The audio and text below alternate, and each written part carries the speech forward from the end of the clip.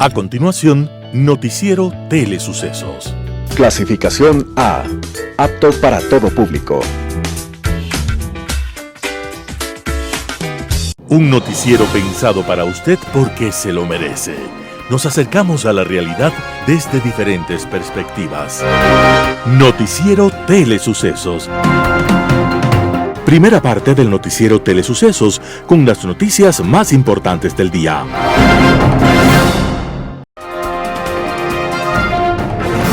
Un día como hoy.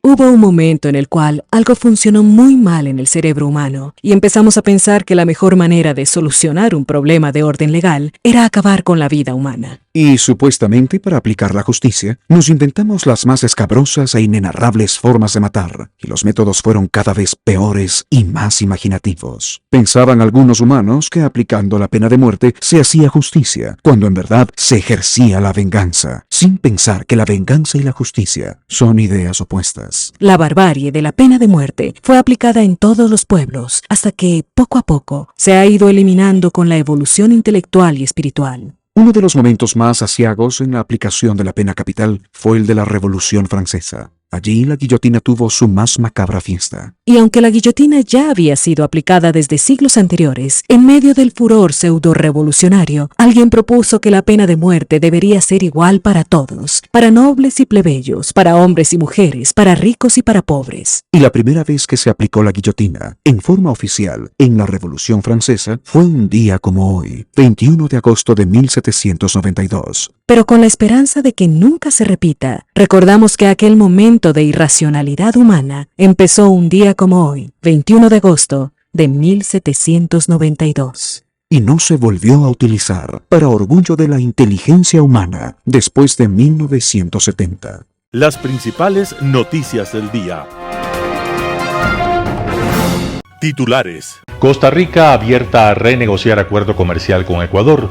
Presidente Lasso firmó decreto ley que crea impuesto a las botellas plásticas no retornables. En fase de postulación dentro de concurso para la selección de jueces para la Corte Nacional, entra en los días finales.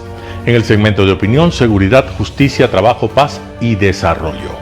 Los editoriales serán de Ramiro Rivera. Debate. Ramiro Ruiz, defensa de la democracia. Noticias del día. Costa Rica abierta a renegociar acuerdo comercial con Ecuador. Los equipos negociadores de Ecuador y Costa Rica comenzaron a trabajar para solventar las observaciones de la Corte Constitucional al acuerdo comercial firmado el 1 de marzo del 2023. Según el Ministerio de Producción de Ecuador, Costa Rica mostró su total apertura y predisposición para buscar alternativas que solventen las observaciones. Eso dado la importancia que tiene el acuerdo para la integración comercial y económica de los dos países, añadió el ministerio. El objetivo de los equipos negociadores es que el acuerdo entre en vigencia lo más pronto. Con el acuerdo, Ecuador espera aumentar el valor de sus exportaciones a Costa Rica en más del 10% en los próximos años. En el 2022, el valor de las exportaciones ecuatorianas hacia ese país centroamericano fue de $40.2 millones. En su dictamen, publicado el 31 de julio del 2023, la Corte Constitucional hizo observaciones al acuerdo e instó al Estado a que renegocie los artículos declarados inconstitucionales. Las observaciones de la Corte Constitucional tienen que ver con la resolución de disputas entre los inversionistas y el Estado ecuatoriano. Según la Corte, Ecuador establece al arbitraje internacional como mecanismo para la solución de controversias contractuales entre los inversionistas y el Estado. De hecho, uno de los centros arbitrales internacionales propuestos es el CIADI del Banco Mundial. Pero, para la Corte, ese planteamiento es contrario al artículo 422 de la Constitución del Ecuador, que prohíbe ceder jurisdicción a instancias de arbitraje internacional. La única excepción de la Constitución es un arbitraje que tenga como sede a países de América Latina, lo cual no fue observado en el tratado con Costa Rica. El presidente Guillermo Lasso firmó decreto ley que crea impuesto a las botellas plásticas no retornables, faltando pocas horas para que los ecuatorianos decidan el nuevo presidente del Ecuador en elecciones anticipadas decretadas por el primer mandatario Guillermo Lasso. Este viernes 18 de agosto de 2023 firmó el decreto ley de creación del impuesto a las botellas plásticas no retornables. El documento argumenta el incremento de 2 centavos al precio de los envases plásticos no retornables PET por consumo, es decir, los contenedores de bebidas alcohólicas, no alcohólicas, gaseosas, no gaseosas y de agua. Por cada botella plástica se aplicará un impuesto de 2 centavos de dólar y se devolverá en su totalidad única y exclusivamente a los recicladores reconocidos mediante una certificación emitida por el Ministerio del Ambiente y el Ministerio de la Producción. Aún no está listo el reglamento del decreto. El primer mandatario señaló que el decreto ley será enviado inmediatamente a la Corte Constitucional para que analice su aprobación y ejecución. Este decreto también beneficiará a las empresas recicladoras, transformadoras, que se encargan de procesar los residuos. Enviaré inmediatamente a la Corte Constitucional y lo vamos a disminuir. La contaminación ambiental, esto es urgente. Confiamos en que la Corte Constitucional valore la importancia y la urgencia de esta iniciativa legal que va a impactar favorablemente en la economía de miles de ecuatorianos, expuso el jefe de Estado. Según se argumentó, el objetivo de la normativa es incentivar la economía verde, cuidar el mar ecuatoriano y promover una mejor cultura ambiental. Fase de postulación dentro de concurso para la selección de jueces para Corte Nacional entra en los días finales. A través de un comunicado oficial, la Judicatura informó que debido a la gran acogida que ha tenido el concurso para la selección de los nuevos jueces de la Corte Nacional de Justicia, atenderán a los postulantes de manera extraordinaria. Según el reglamento del concurso, las inscripciones virtuales para el proceso estarán habilitadas hasta el 19 de agosto del 2023, pero para concretar la inscripción, los postulantes tienen hasta el lunes 21 de agosto para entregar en las instalaciones del CJ un CD-ROOM que contenga los documentos requeridos y el formulario y correo de constancia de inscripción en formato PDF. Y para garantizar que todos los interesados completen el proceso, la Judicatura resolvió que las ventanillas de atención del edificio matriz en Quito y en las direcciones provinciales se mantengan operativas en horario extendido hasta las 23 horas con 59 minutos los días 18 y 21 de agosto del 2023. El proceso arrancó el 28 de julio último con la fase de convocatoria y tentativamente se cerraría el concurso público el 1 de febrero del 2024 con la emisión del informe final y resolución de ganadores. Hasta el momento se han completado una etapa de las 9 existentes dentro del cronograma: convocatoria, postulación, méritos, oposición, impugnación ciudadana y control social, una prueba psicológica, exámenes de confianza, una audiencia pública y el informe final y resolución de ganadores. Entrevista del día. Este viernes en Radio Sucesos, Daniel Pontón, especialista en seguridad y defensa, habló sobre la crisis de seguridad en el país y las medidas a considerar para las elecciones. Escuchemos lo que dijo. A ver, yo he sostenido que este año 2023 ha sido un año marcado por la violencia política, violencia contra políticos, perdón, porque bueno, la violencia es parte de la política en general, desde el punto de vista del lenguaje, etcétera, pero no hasta el punto de vista que ya haya atentados o ya crímenes contra políticos. Eso es algo que es muy característico, pero me parece que es un elemento adicional que suma o que se adiciona a la ola de violencia que estamos viviendo en los últimos años. ¿No? Es un proceso, yo digo, la violencia es un proceso, no es que de la noche a la mañana el Ecuador se hizo violento, es un proceso acelerado, pero que obedece a un proceso que lastimosamente ha sido muy poca efectiva la capacidad del gobierno, por no decir la inexistente, para frenar este mayor. Personalmente creo que venía anticipando que nunca se puso el énfasis importante a la violencia, ¿no?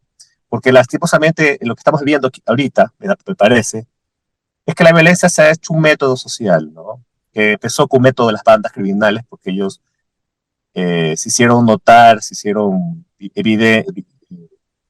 visibles ante la opinión pública por medio de la violencia, masacres carcelarias, pero es que esa práctica de las bandas criminales se ha emulado al grueso de la sociedad hasta el punto de que la política actualmente ya está atravesada por este fenómeno, porque todo el mundo habla de que, bueno, el crimen organizado se ha tomado la política, lo cual puede ser cierto, pero lo que se dice, lo que se supone, lo que uno ve de una manera, ¿verdad?, es que el asesinato por menos de Villavicencio, de Fernando Villavicencio, es un crimen con motivaciones políticas. Ahí estaríamos ya en un punto adicional, que es que la política opera a través del crimen. Eso me parece que es lamentable extremadamente peligroso para la democracia, ¿no?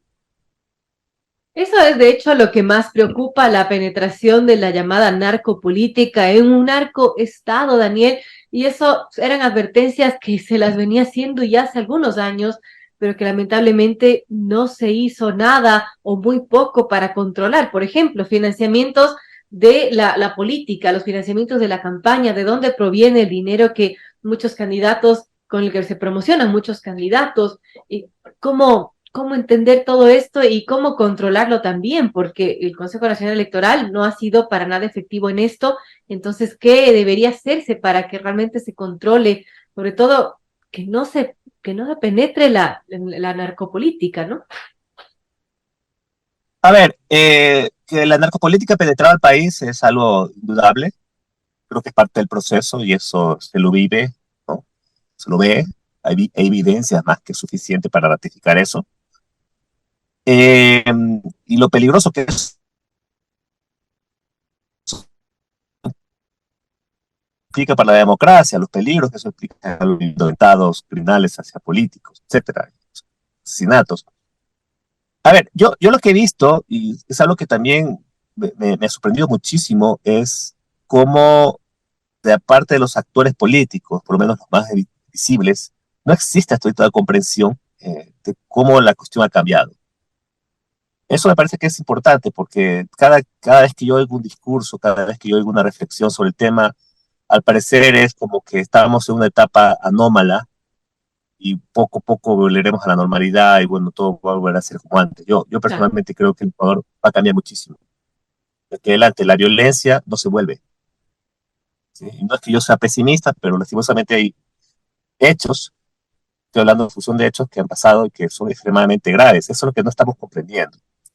Y eso va a cambiar cosas tan simples, ¿no? Por ejemplo, el tema, si se quiere cambiar, obviamente, porque obviamente se necesita un Estado que promueva políticas de cambio, pero esa política de cambio no puede ser volver a lo que tenemos, sino extremar medidas donde la seguridad va a ser incorporada como parte del ADN, por ejemplo, de un proceso electoral próximo, que no va a estar tan lejano, que es en el 2025.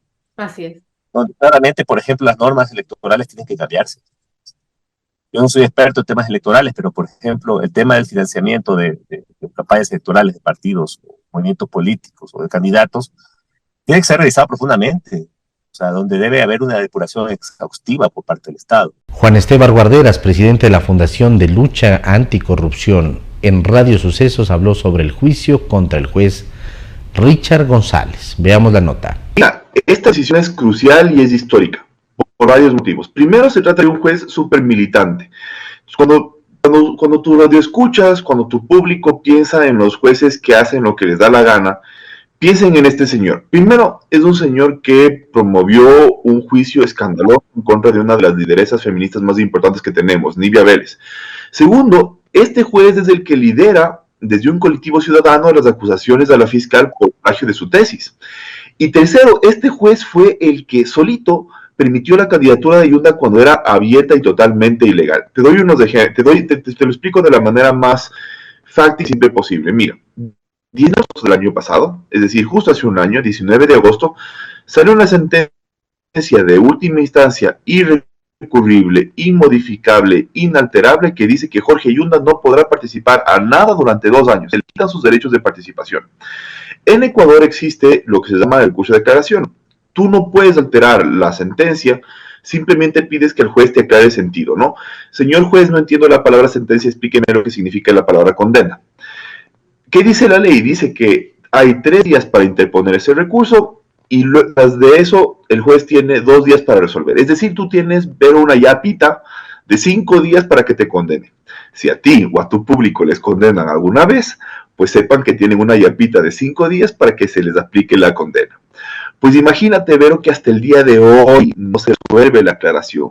O sea, el juez cogió esa aclaración y se sentó encima de esa aclaración y nunca aclaró. Por eso la sentencia no se podía ejecutar y por eso Yunda pudo ser candidato.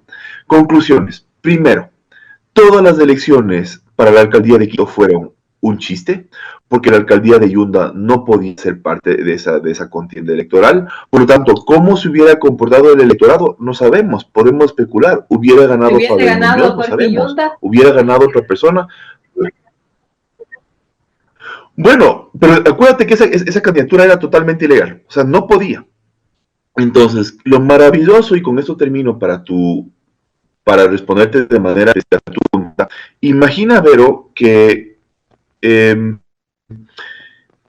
cuando un juez rompe la ley, cuando está por encima de la ley, eso es un delito que se llama delito de pacto. Entonces, no puede ocurrir que un juez se salte por encima de la ley sin ningún tipo de sanción. Y el Tribunal Contencioso Electoral acaba de aceptar, al ponerle la multa, que este juez rompió la ley. Cabe la y ese juez. Juan Esteban, estamos teniendo un poco de problemas de conexión, lamentablemente, pero es importante lo que menciona, ¿no? Esta multa que impone el Tribunal Contencioso Electoral a este juez suplente de este organismo, a Richard González, que marca sin duda un precedente. Ahora, ¿qué viene después de la multa? Digamos que el juez paga estos $13,500. ¿Qué pasa luego? Mira, Vero, ¿me estás escuchando bien? ¿Sí se me escucha bien? Ahora sí. Ya, bien. Mira, Vero, es importantísima tu pregunta, porque cuando un juez rompe la ley, un juez comete un delito. Hay delitos específicos para determinadas profesiones. Por ejemplo, si un médico a ti no te atiende cuando te vas al hospital, comete un delito. Cuando un policía, en ejercicio de sus funciones, te ve que te están asaltando y el tipo se larga, comete un delito. Es decir, hay delitos específicos para profesiones específicas. Cuando un juez rompe la ley, comete un delito que se llama delito de prevaricato.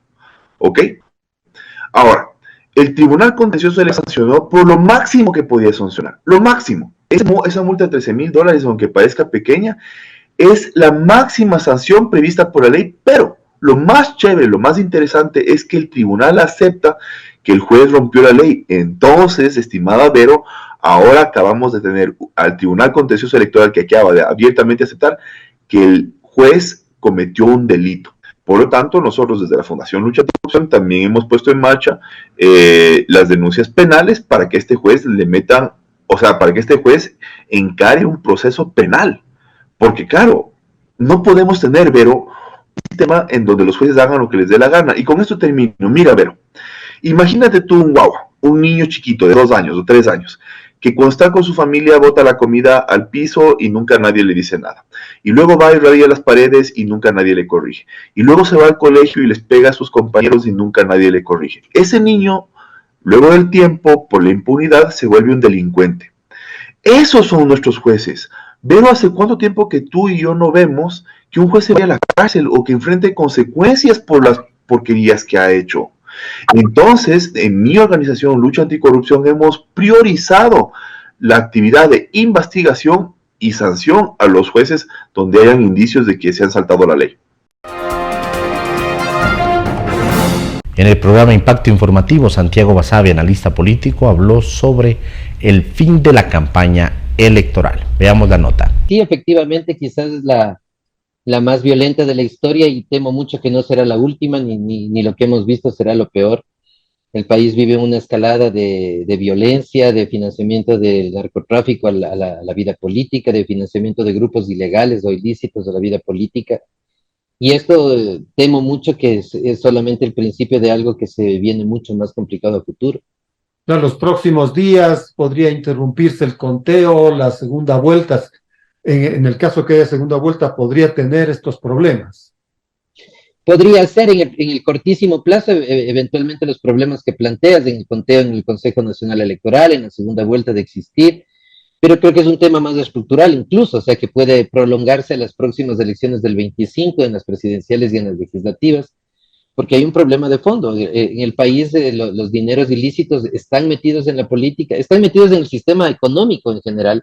¿No pero descartas en que haya particular, problemas este sábado 20 este domingo 20 de agosto? no se puede descartar. Hay un candidato presidencial que ha sido asesinado hace pocos días del proceso electoral, ahora al menos indicios de otro candidato, entonces no se puede descartar del todo. Esperemos que la acción estratégica de policía y fuerzas armadas primen y que se pueda tener una jornada electoral sin mayores contratiempos. Bueno, en lo convencional de cómo se hacían las campañas, ayer en la noche el Consejo Nacional Electoral califica la candidatura de Cristian Zurita, prácticamente tuvo un día para hacer campaña. ¿Lo pone en desventaja frente a sus contendores? Lo pone, yo creo que a Cristian Zurita en desventaja en términos de tiempo, pero visto desde otra perspectiva quizás tiene una ventaja enorme, ¿no? Y es el hecho de representar una candidatura fallida, la de Fernando Villavicencio, y eventualmente a partir de ese hecho lamentable que vivió el país, pero que simbólicamente puede ser muy rentable en términos electorales, quizás la votación de Zurita pueda tener un alcance más allá de la que en principio se pensaba que tenía Fernando Villavicencio. Bueno, la candidatura de Zurita no está en firme aún. Según la normativa, hay 3 días para que existan objeciones, es decir, hasta el día sábado. Quien puso la objeción que fue negada el día de ayer por la Revolución Ciudadana, ¿tú crees que insistan nuevamente en objetar a Zurita? A estas alturas, al menos desde la Revolución Ciudadana, dudo mucho. La principal objeción, entiendo, fue esa, que ha sido rechazada, como bien señalas. Pero más allá de eso están las dificultades, evidentemente, de una candidatura de un solo día, pero que, decía también, quizás esto puede ser más bien tomado también como un elemento a favor. Hay que esperar el desenvolvimiento entre mañana y el sábado, porque al haber un porcentaje importante de votantes indecisos aún, quizás puedan terminar inclinándose en favor de esta candidatura. Detengamos un momento en la Revolución Ciudadana, que hasta cuando salían las encuestas, ¿no es cierto?, hasta el jueves pasado, lideraba las posibles inclinaciones de las personas. Incluso se hablaba de que ellos iban a ganar en una sola vuelta. Pero aparentemente esto no sé si es que vaya a suceder, pero sobre todo se han dado algunos hechos. El expresidente Rafael Correa ha dado una serie de entrevistas. Él ha señalado, por ejemplo, ahora que quiere un gobierno de coalición. Se lo ve en un video cantando con Ricardo Patiño. Antes de eso, divulgaron un video tétrico, bastante macabro. ¿Qué está pasando con esa campaña? Mira, las encuestas son muy variables, pero en general a la Revolución Ciudadana, de las que he visto, le ponen entre 26 y 28 puntos, más o menos. Algunas un poquito más, otras un poquito menos. Si es que esto es así, que no me parece muy creíble, implicaría decir que la votación de Andrés Arauz ahora disminuye, no se incrementa. Recordemos que tuvo alrededor de 32, 33 puntos en la elección anterior, la que perdió con Guillermo Lasso. Digo, no es muy creíble porque si se asume que hay un voto leal, firme de la Revolución Ciudadana, independientemente de quién sea candidato, que con la señora González esto, en lugar de crecer o al menos mantenerse, decrezca en 6, 7 puntos, es llamativo, llama la atención, pero podría darse. Tengo mis serias dudas. Y la otra opción, la de ganar en una sola vuelta, es decir, al llegar a 40 puntos, creo que de a poco se ha ido diluyendo. No se la puede descartar del todo, pero creo que con el paso de los días y sobre todo a consecuencia del debate, creo que ese escenario se torna cada vez más complicado de que se pueda realizar. El 17 de agosto de 2023 se celebró el aniversario número 78 de la independencia de la República de Indonesia. Contó con la presencia de residentes de ese país en el Ecuador y otras autoridades. En esta ceremonia se realizó el acto solemne de izada de la bandera, acto que se replica en todas las embajadas de Indonesia alrededor del mundo. Hello, my name is Agung Kurniadi, Ambassador of Indonesia to Ecuador, residing in Quito. Today, we, together with the Indonesian member of the family who resides in Ecuador, as well as some Ecuador counterparts, is celebrating the 78th of the independence of Indonesia. Muy buenos días con todos. Estamos aquí en la residencia del señor embajador de la República de Indonesia, el excelentísimo señor Agung Kurniadi, quien ahorita está celebrando con todos los residentes de Indonesia aquí en Quito el 78 aniversario de la independencia de Indonesia.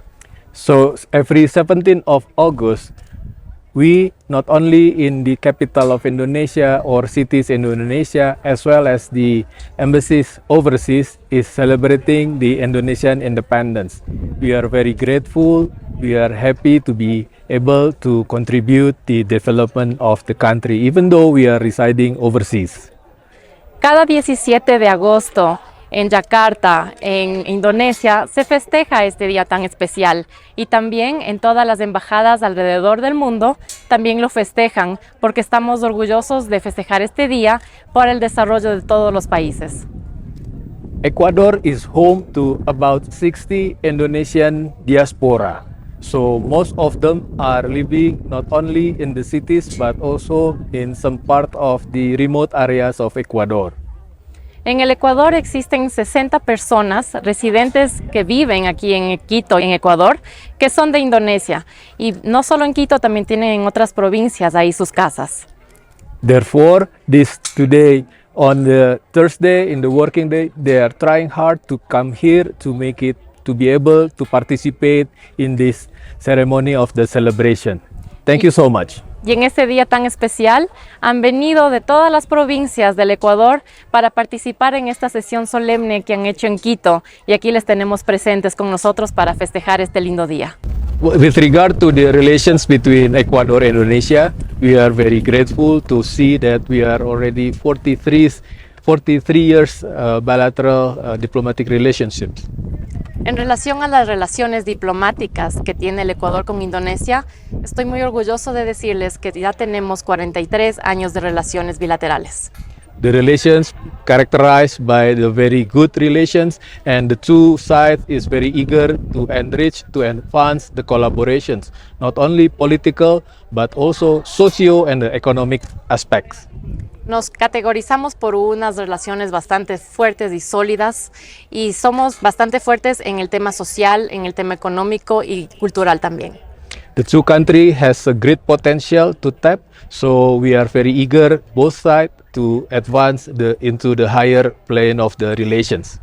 Los dos países tienen un potencial muy alto y estamos muy gustosos de poderlo llevar a un nivel más alto cada vez. Thank you so much. Muchísimas gracias. Un panorama de noticias para su estatura intelectual.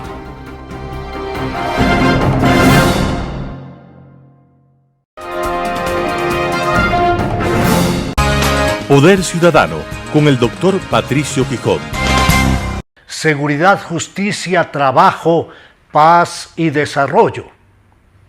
El libro Sin partidos no hay paraíso, escrito por el destacado colega y apreciado amigo doctor Carlos Solines Coronel, desarrolla con maestría y acierto temas referidos a la falsa política, al populismo. Aborda aspectos medulares recordando qué es la política, qué es la ciencia política, la preocupación cívica, el civismo, lo público, lo privado, el Estado, el gobierno, el arte de gobernar, los sistemas de gobierno, la definición de partido político, dirigencia y liderazgo, entre otros temas de enorme valor e importancia para un sistema democrático eficaz. Su obra me abre camino para hacer las reflexiones siguientes. La democracia debe ser un sistema de organización social capaz de ofrecer al pueblo ecuatoriano eficaces, concretas y justas posibilidades de participación en la toma de decisiones dentro del Estado y en el disfrute de la propiedad, la renta nacional, la cultura, la educación, la salud, la seguridad integral. La democracia económica ciertamente es la infraestructura de la democracia política. El sistema en la actualidad se ha visto deteriorado por el ejercicio de malos gobiernos que, alejándose de sus ofertas electorales, han dado las espaldas a sus obligaciones primarias de atender con diligencia, con conocimiento y honestidad las principales necesidades sociales. La insoportable inoperancia institucional responde a la inexistencia de políticas gubernamentales concretas y eficaces que busquen solucionar gravísimos problemas como la falta de seguridad, la falta de empleo y trabajo, así como la inexistencia de adecuados sistemas de atención médica, de educación, de saneamiento ambiental. Todo lo cual hace que el ciudadano común se cuestione día a día sobre la efectividad de un sistema que no ha tenido las capacidades para atender demandas básicas de la población nacional. La democracia busca consolidar la libertad de los ciudadanos, mas solo es libre quien tiene los medios económicos para hacerlo. Y sin seguridad económica, sin seguridad integral que involucra salud, educación, justicia, trabajo, cultura, no existe la posibilidad de realización individual ni colectiva. Únicamente con una sociedad igualitaria, equitativa, segura, fraterna y dinámica, podremos hablar de la consolidación de la libertad. El Estado debe ser un medio para la consecución de las metas del hombre y no un fin en sí mismo. Y el ser humano debe ser el centro de la atención de las instituciones públicas. La suma de libertad, salud, educación, trabajo, seguridad integral, estabilidad económica, cultura, justicia independiente y medio ambiente sano abren espacios ciertos para el desarrollo humano, que es mucho más que el desarrollo económico. Tiene directa relación con una suma de bienes tangibles e intangibles, que en su conjunto determinan la calidad de vida de un pueblo. La crisis multidimensional que afecta a la República del Ecuador, con una creciente inseguridad, falta de plazas de empleo y trabajo, así como una inercia en los sistemas educativo y de justicia, determinan que no contemos con instrumentos confiables de movilidad y progreso social. Los jóvenes ecuatorianos, pese a acumular cartones y títulos, sufren discriminación laboral y falta de oportunidades para su plena realización personal. Por ello, la migración al exterior ha ido subiendo, se ha multiplicado día a día. La adecuada educación, sin lugar a dudas, es el instrumento fundamental para alcanzar el desarrollo de una sociedad moderna, democrática y libre. El país reclama un nuevo sistema educativo que modele a la juventud, en la juventud, mentalidades críticas, progresistas, creativas, infundiendo un espíritu altruista y solidario, forjando voluntades de estudio y esfuerzo en línea de abrir espacios claros para la investigación científica y el trabajo honesto. Con oportunidad de haber leído el libro del doctor Solines Coronel, me he permitido introducir mis criterios en dirección a lograr que los ciudadanos ecuatorianos entendamos la importancia de que en nuestro país se estructuren verdaderos partidos políticos que tengan ideología, planes de gobierno, escuelas de capacitación, que logren ser los vehículos adecuados para la construcción de una nueva sociedad, que tengan la lucidez de proyectar un nuevo Ecuador más justo, más equitativo, más humano, más seguro, más democrático, más digno, más honesto.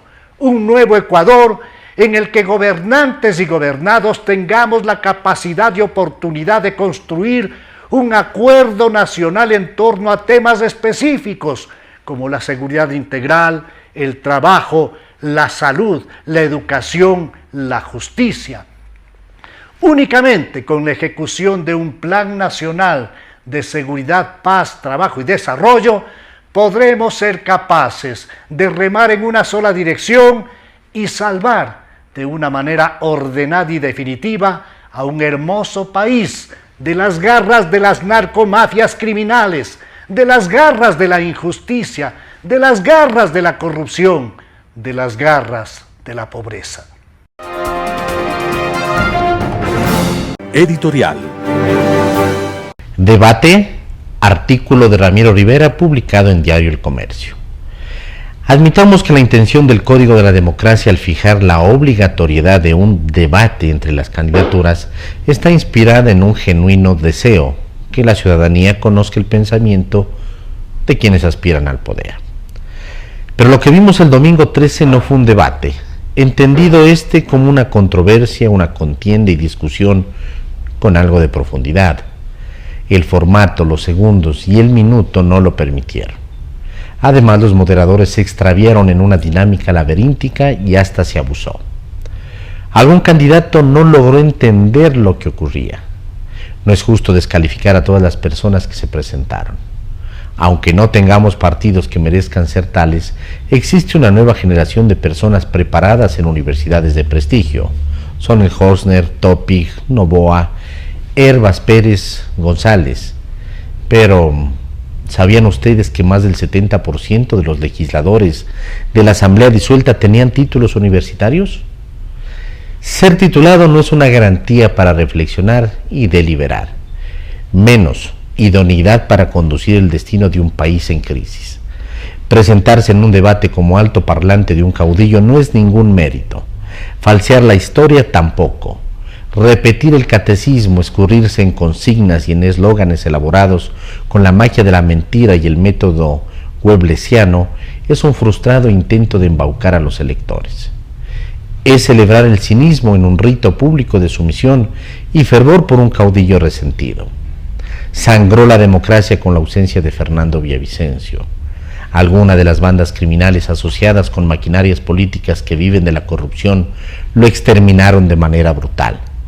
Les era incómodo, los enfrentó con valentía, los señaló con nombres y apellidos. Lograron silenciar una voz firme y digna.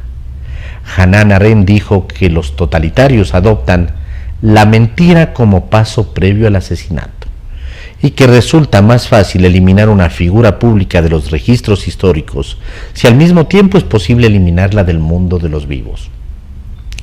Mataron a Villavicencio para destruir su pensamiento y ocultar la corrupción, pero su voz está vital y no hay escondrijo alguno para reducirla al olvido.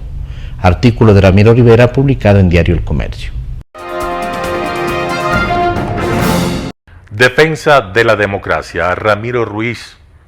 Fernando Villavicencio fue asesinado, opositor del populismo, líder sindical en la empresa petrolera estatal Petroecuador. Publicó sus investigaciones y denunció la corrupción que le llevó a la condena del expresidente Rafael Correa. 20 años Villavicencio se dedicó al periodismo de investigación, centrándose en la corrupción en el sector petrolero. Obtuvo documentos sobre un programa de vigilancia gubernamental que envió a Wikileaks, pero publicó por su cuenta. Recibió amenazas de muerte y críticas a sus motivaciones políticas. Para Villavicencio, la idea de ser periodista y denunciar no era suficiente. Consideraba que era importante actuar para combatir la impunidad. Entonces decidió dedicarse a la política. En 2021 logró una curul en la Asamblea Nacional hasta mayo, cuando el presidente Lasso la disolvió. El asesinato es síntoma de un problema más complicado que oprime a Ecuador: la expansión de la violencia vinculada al narcotráfico. El país tiene una ubicación estratégica para el comercio marítimo y una cercanía a las naciones que producen drogas. En los últimos 5 años es el escenario de luchas entre cárteles y las mafias políticas enquistadas en la administración pública. Todos los días los medios informan de tiroteos, secuestros y muerte. En el último discurso, Villavicencio dijo indirectamente las causas de su muerte y señaló contra quienes iba a luchar: el narcotráfico, la corrupción, la narcopolítica. El próximo presidente debe trabajar por la erradicación de estos males inhumanos. El narcotráfico ha transformado 3 provincias en lugares invadidos por los cárteles extranjeros que operan unidos con las cárceles y las mafias. El crimen organizado nunca antes estuvo presente en la historia como en este último lustro. Actualmente la violencia es pública, genera miedo. Hay informes de coches bomba, decapitaciones y niños asesinados a tiros afuera de sus escuelas. La tasa de homicidios está en un nivel récord. En estos últimos días, después de un asesinato que asustó al mundo y antes de las elecciones, la democracia nos espera en cada voto. La democracia es la única forma de convivencia que admite la diversidad humana y conduce su voz en el voto soberano de la persona. Permite la crítica porque sabe que sin ella domina la verdad única, que es la característica de la opresión. El régimen totalitario no acepta la diversidad, no aprueba la crítica, no valora la tolerancia, no ejerce la consideración, no respeta a las minorías, atropella las libertades y pasa por encima de los derechos humanos. Así hemos llegado al punto de asumir la definición mínima de la democracia: castigar el mal desempeño de los gobiernos. La democracia en esencia es la capacidad de expulsar a los malos gobiernos. A eso se reduce. Y a los líderes mediocres negarles que sigan gobernando. Eso se llama democracia. La tragedia de Venezuela y de muchísimos países es el continuismo, la protección del poder por múltiples recursos, por la fuerza o por la manipulación de los sistemas y geografías electorales. Las posibilidades de negar a los políticos destructivos son aterradoras. Esperamos que el voto se incline a defender la democracia. Sería lo justo frente a los graves problemas nacionales. Pero hay algo más en juego: la supervivencia y la autonomía de la institución electoral que asegura el sufragio efectivo.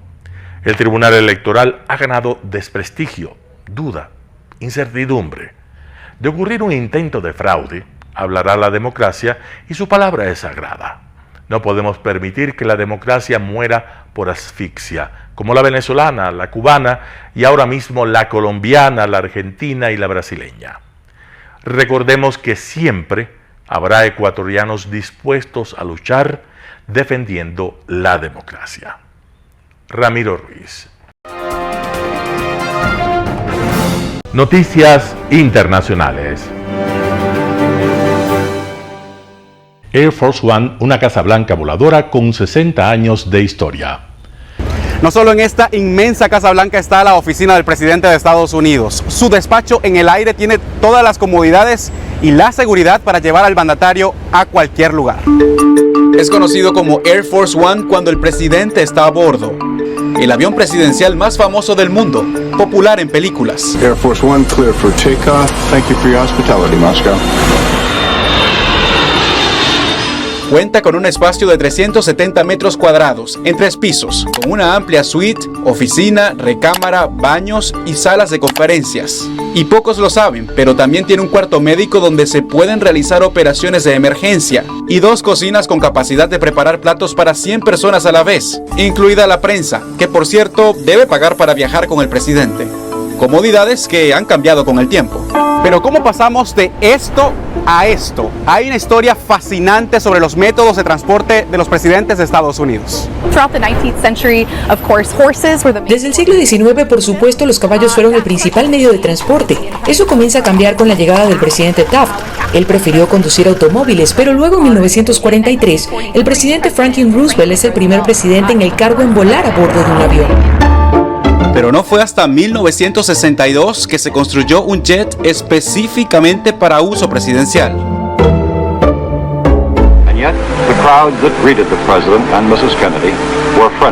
John F. Kennedy fue el primer mandatario en viajar a bordo. La historia de Estados Unidos y del avión también está atada a su nombre.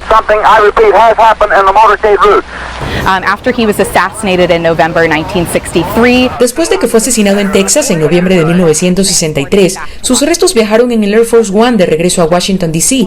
El presidente Lyndon B. Johnson fue juramentado a bordo del avión.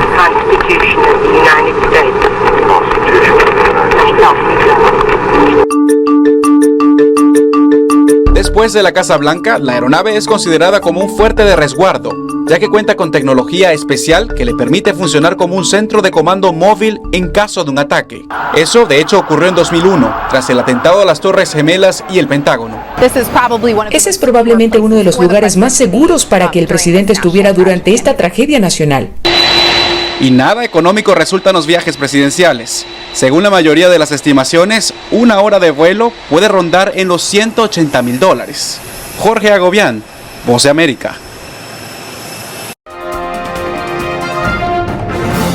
Terremoto económico y político en Argentina. El peso se desploma tras la victoria de los extremistas. Argentina vive un terremoto político y la respuesta de los mercados ha sido clara. Los precios se han disparado un 30% en los 2 días siguientes a la victoria del populista antisistema Javier Milei en las primarias del pasado domingo. Temen que si es elegido lleve a cabo sus propuestas en contra del papel histórico del Estado. The question is whether he or anyone can really correct the economy in Argentina. Is it's going to be tough. There are a few bright spots which I'll talk about, but these are structural issues. For example, public spending represents 40% of the country's GDP. That means that if we're going to address the debt problem, the issue of inflation and the tendency of the central bank to print currency, it's going to have to cut dramatically subsidies. En un país que lucha contra una inflación anual superior al 100%, una pobreza creciente y una moneda que se deprecia rápidamente, el voto ha respondido al hartazgo contra la clase política. Pero, ¿representa realmente un cambio ideológico en Argentina? I don't think so much that Milei's surprise victory in the primaries really represents a wholesale shift within the Argentine electorate towards the right. And towards this sort of view of libertarian, almost calls himself an anarcho-libertarian, of sort of a much reduced state, reflects core popular values in Argentina. I think Argentina remains very much a center-left country in its orientation. La corrupción y la falta de renovación de la clase política ha tenido consecuencias en toda la región. Las hemos visto en Estados Unidos, Brasil y buena parte de América Latina. Ante su sensación de inseguridad, la población busca alternativas extremas. ¡Somos la verdadera oposición! There is a sense that there's been no political renovation, that politicians are unaccountable, but also the sense of profound economic insecurity that's driving this. In surveys done in Latin America by Vanderbilt University, more than 80% of respondents believe that half or more of their politicians were corrupt. When people don't trust their politicians, when they don't trust their institutions, they look for extreme answers outside the system.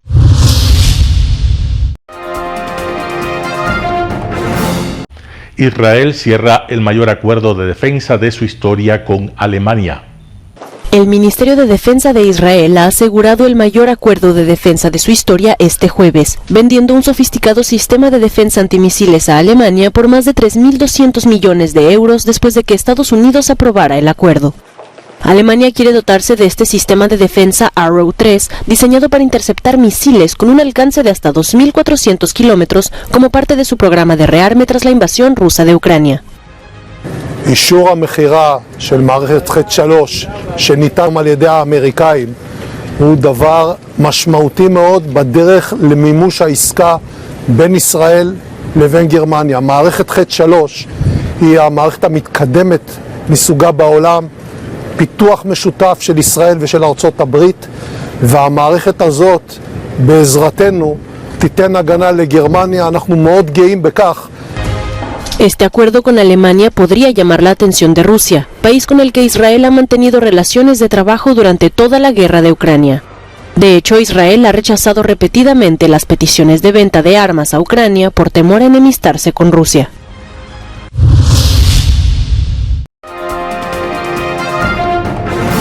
Telesucesos, llegamos con nuestra señal a los sectores populares de nuestra ciudad. Quienes no tienen televisión por suscripción atenderán nuestra señal sin costo en Canal 29 UHF Telesucesos. Siempre ecuatorianos, resaltamos nuestra identidad. El básquet, esgrima, tenis de mesa, taekwondo, box y muchos deportes más en Telesucesos Sport, sin costo desde la comodidad de su hogar en Telesucesos Canal 29. Arena Telesucesos es una importante y funcional edificación cubierta dispuesta para la práctica y desarrollo de eventos del Ecuavóley. La transmisión de Telesucesos se podrá sintonizar además a través de Claro TV Canal 43, TV Cable Canal 73 y en redes sociales Facebook Live Telesucesos Quito y YouTube Telesucesos HD. Simple y gratuito. Llama a nuestros números de contacto 2021-224 o al 0989-973-725 y regístrate como invitado especial para nuestros eventos en vivo. Emoción sin límites los días jueves y viernes desde la comodidad de su hogar. Resaltamos nuestra identidad como ecuatorianos iniciando transmisiones en Telesucesos del Ecuavóley, que representa, luego del fútbol, el deporte más popular de nuestro país y el que practican los ecuatorianos residentes en muchos países del mundo. Nuestra señal será transmitida en directo por televisión abierta en la ciudad de Quito y a través de las redes sociales a todo el país, así que llegará a Estados Unidos, España e Italia, creando a través del Ecuavóley un nexo fraterno entre ecuatorianos y entre los inmigrantes de nuestro país. Anuncie en Telesucesos Sport y llegue con nosotros a lo más importante del deporte popular. Telesucesos, con sus transmisiones, jerarquizará esta práctica deportiva, convocando importantes competencias de Ecuavóley dentro y fuera del Ecuador. Llegando con deportes no atendidos por los medios de comunicación que han concentrado su acción en el fútbol. Si deseas asistir a los encuentros en vivo de Ecuavóley, comunícate con nosotros a los números de teléfono 2021-224 o al 0989-973-725. Ven con tu familia y amigos a vivir la emoción del Ecuavóley. El tenis, box, golf, racquetball llegarán a su pantalla de televisión en tiempo real a través de Canal 29 UHF, competencias que podrán ser atendidas a través de Facebook, YouTube y vivir los encuentros deportivos en directo y en tiempo real. Esté atento a nuestros horarios especiales de transmisión los fines de semana y feriados. Usted y su familia disfrutarán desde la comodidad de su hogar de las emociones del Ecuavóley, deporte tan nuestro. Somos inéditos y para ello disponemos de un escenario cubierto propio, Arena Telesucesos, desde donde transmitimos nuestros encuentros masculinos y femeninos de este deporte. Arena Telesucesos, el escenario cubierto para la práctica del deporte 100% ecuatoriano, el Ecuavóley. Telesucesos es un canal de televisión que incorpora a su programación manifestaciones culturales y deportivas que marcan la identidad de nuestro país. Consideramos que el Ecuavóley es una manifestación deportiva con partida de nacimiento popular y nombre propio ecuatoriano. Arena Telesucesos atiende deportes de su preferencia: básquetbol, tenis de mesa, esgrima, taekwondo, fútbol sala, box, halterofilia. ¿Cómo llegar? Nuestras instalaciones se encuentran en el norte de la ciudad, en un sector de gran crecimiento y desarrollo urbano al que se accede a través de la vía E35, más conocida como la Avenida Panamericana Norte.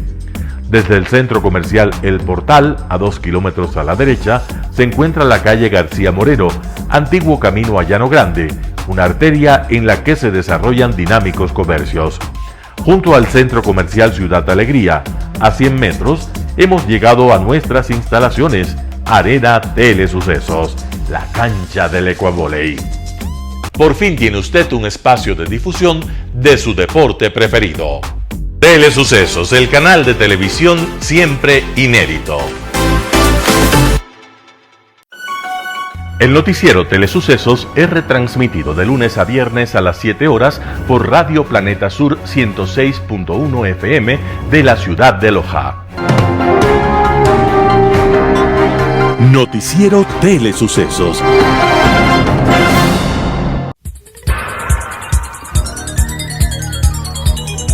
Las opiniones vertidas en este espacio por la producción y dirección del programa son de exclusiva responsabilidad de sus autores y de quienes intervienen en ellos.